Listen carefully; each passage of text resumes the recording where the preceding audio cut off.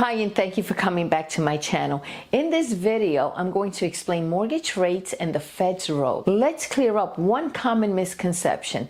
The Federal Reserve does not set mortgage rates, but they do influence them. The Fed sets the federal funds rate, which is the interest rate banks pay to borrow money from each other. When the Fed lowers its rates, it becomes cheaper for banks to borrow money, and those savings can be passed on to consumers through lower mortgage rates. The rates banks pay to borrow money are not the rates we get. Banks add a markup to ensure they make a profit. But even with this markup, lower federal funds rate tend to push mortgage rates down, making home loans more affordable. In April of this year, the mortgage rate for a 30-year fixed rate was around 7.52%. On a $500,000 loan, the monthly payment was $3,503. Today, the rate is at 6.21%. The same loan would cost you $3,063, a savings of $440 a month. Hi, my name is Evelyn Malave, broker associate with LPT Realty. I've been selling homes in Central Florida since 1989.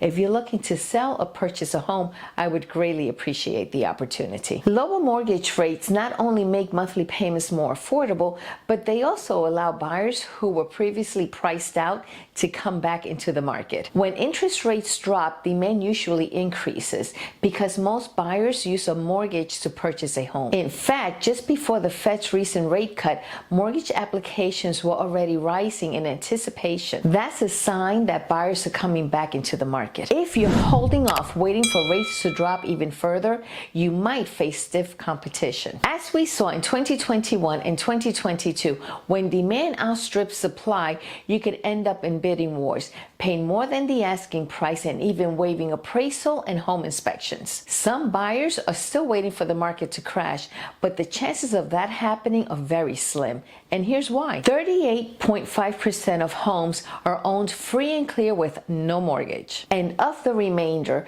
nearly 89% of borrowers have interest rates below 6%. A Redfin study report shows 78% of borrowers have a rate below 5%, while 59.5% have a rate of 4%. Those lucky enough to have an interest rate of 3% or less fall into the 22.6%. Homeowners have built up tons of equity thanks to around 30% appreciation in the last 4 years. Foreclosures have increased slightly, but it's not alarming. The numbers are up from the pandemic moratorium when we had virtually no foreclosures, but they aren't high enough to cause any concern. If a homeowner is facing foreclosure, they can still sell their home and make a profit in most cases. Remember, home prices are driven by supply and demand. When there are more sellers than buyers, prices typically fall and sellers have to offer incentives, like paying the buyer's closing cost. But when buyers outnumber sellers, sellers can hold out for their asking price. They may even ask buyers to waive inspections and appraisals. That's what we saw in 2021 and into 2022. If you're purchasing a primary home, focus on affordability. Buy a home that you can comfortably afford to pay every month. Otherwise, don't buy it. Only purchase a home if you know you can stay in the home for at least 5 years. Otherwise, don't purchase. You are going to have closing costs when you purchase the home, probably have some kind of maintenance along the way or improvement. Then when you sell the home, you will again have to pay closing costs. On the other hand, if you know you can afford a home payment right now and you know you can stay in the home for at least 5 years, but you're trying to time the market, you're likely going to get it wrong. Even the experts in Wall Street can't get it right. The key is when you buy a primary home, you're buying it to create memories, not to make a quick profit. If you're looking for an investment, that's a different strategy altogether. Thank you for coming back to my channel, and I hope you found this information informative.